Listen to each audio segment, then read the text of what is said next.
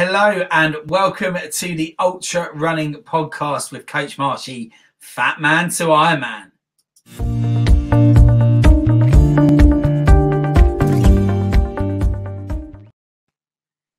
Hello, I hope you are well and I hope you've had a great week of training. What have you been up to in the last 7 days? What have you been doing with your training? Please get in contact with me. Let me know. I want to hear your stories. It absolutely inspires me to keep doing what I'm doing and paying it forward to others. So do keep letting me know. I'm hearing some great stories so far and it's great to chat to those of you that have got in contact.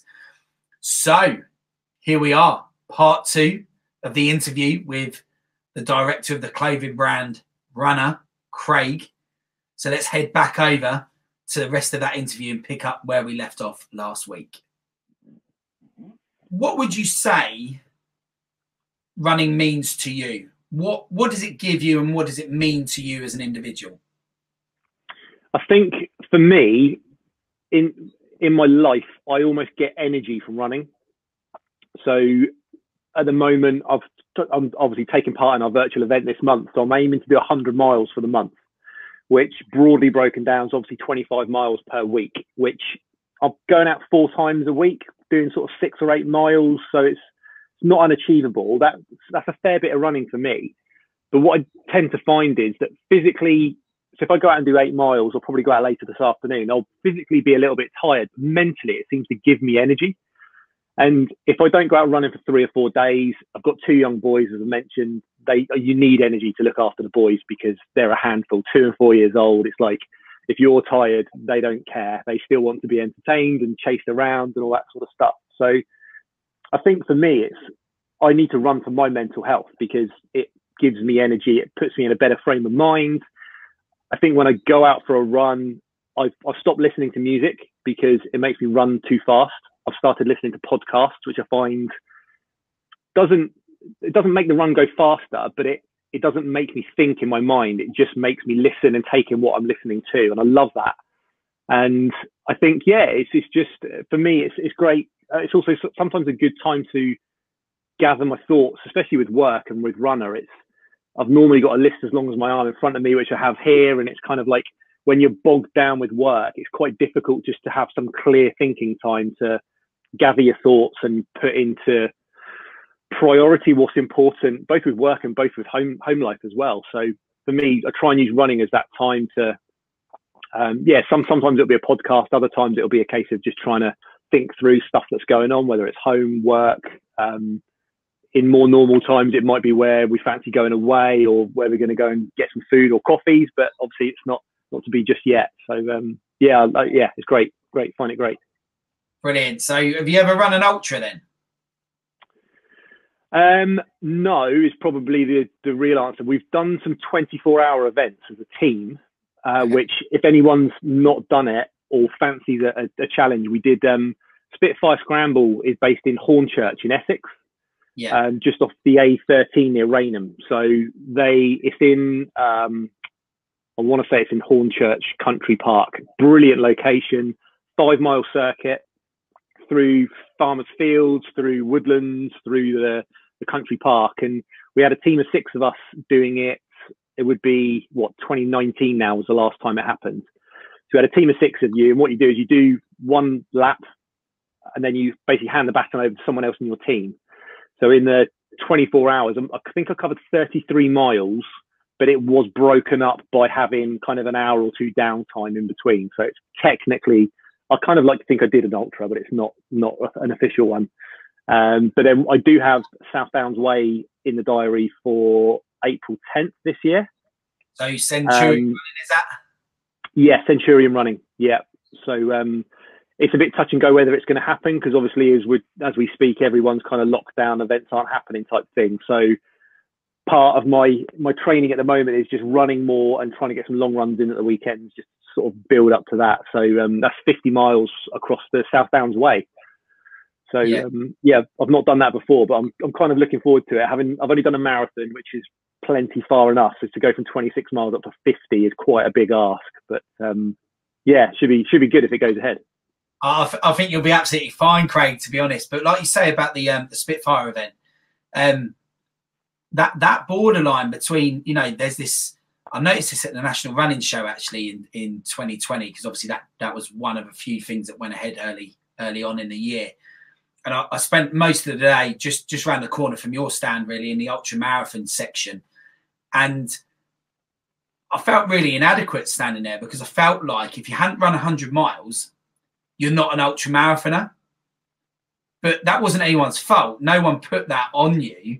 But it just seemed like we're not counting how many ultras we've done. We're counting how many hundreds we've done.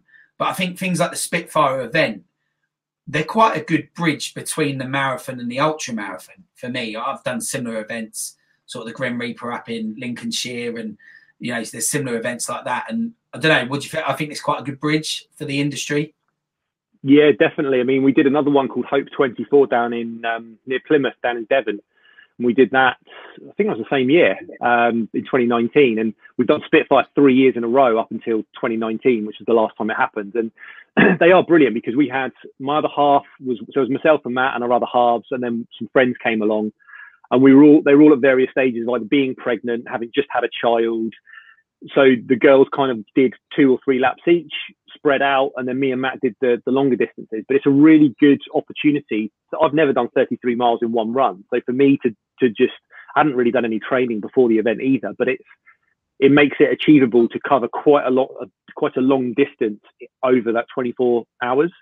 And I think if people are looking to try and get into, even if it's marathons, it's a great way of training for a marathon, because it's a lot of running inside 24 hours. But it's also a great way to almost build up to taking on an event like South Downs Way 50. That might take me, I haven't even worked out how long it's going to take me, 9, 10, 11 hours, 12 hours. That's a lot of running. So it's going to be, it's going to be interesting. Excellent. So what is the bucket list run? What is the bucket list event? If you had to choose one, have you got a bucket list event, or is there just a few? I'm going to shut my blind because the sun is coming in now. Go for it.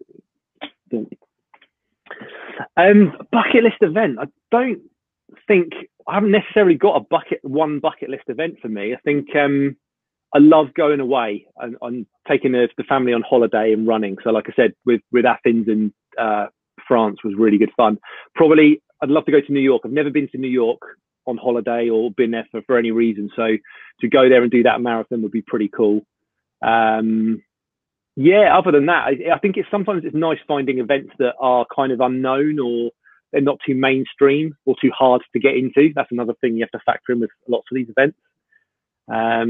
Yeah, so I'm quite open. So if anyone's got any ideas, send them over. Nah, excellent. On the New York front, Craig, I have been to New York as a tourist, just because my sister happens to live there. So they've lived there for over a decade now. But the one thing is I have been in theory, on paper, on the start line for New York Marathon twice. Yep. And in its history of 50 years, it's only been cancelled twice. Oh, you're joking. And I was on the start line on both occasions. 2012, natural disaster, Hurricane Sandy hit the East Coast really badly.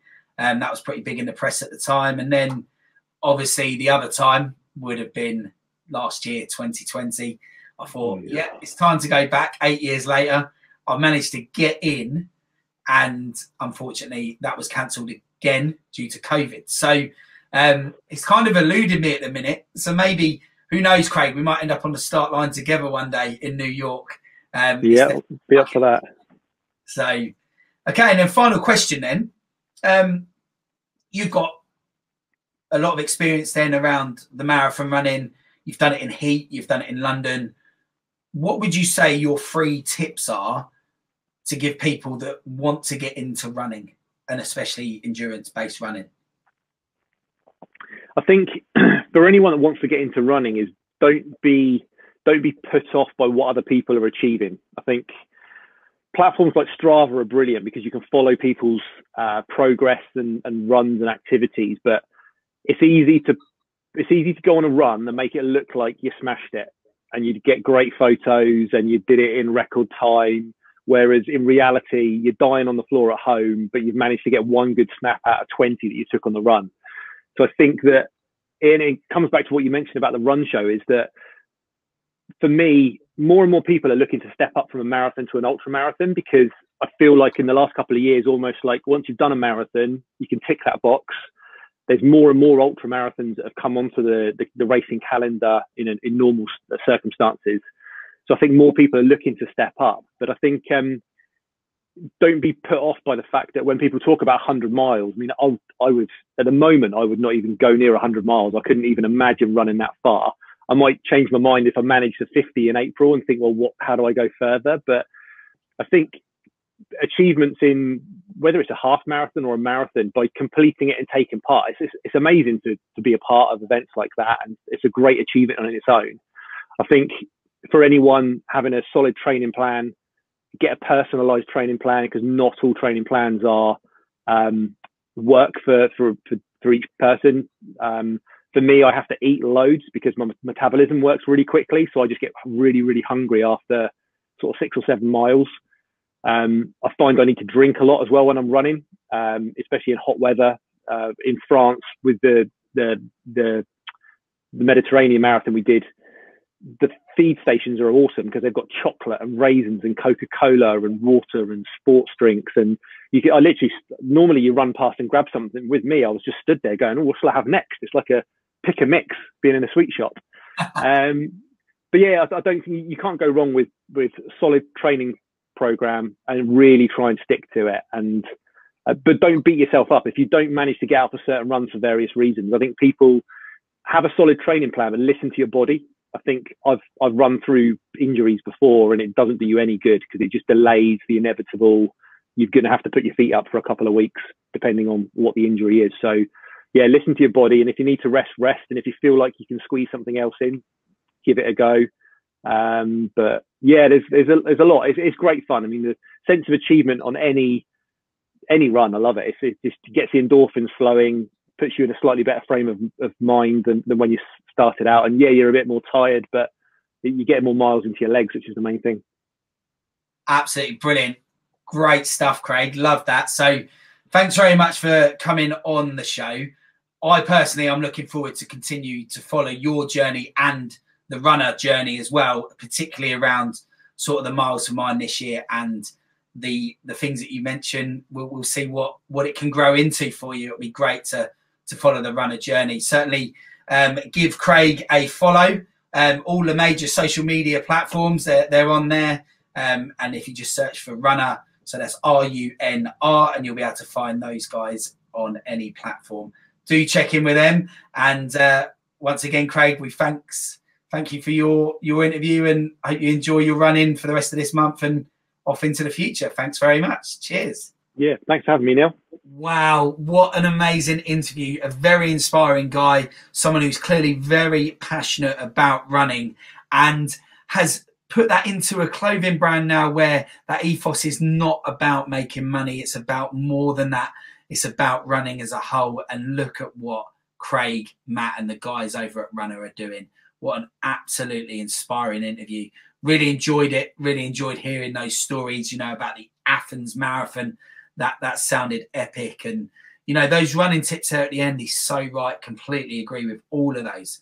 So if you enjoyed the podcast, be sure to head over to the YouTube channel to find out on your running tips about strength and conditioning, and also to follow my daily running training vlog in my own journey to the next stage of the running life.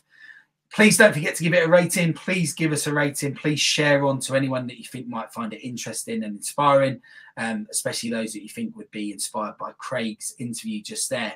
And I look forward to another episode next week, and I hope you enjoyed yourself today, and we can meet here next week again on the Ultra Running Podcast with Coach Marshy. Have a great week.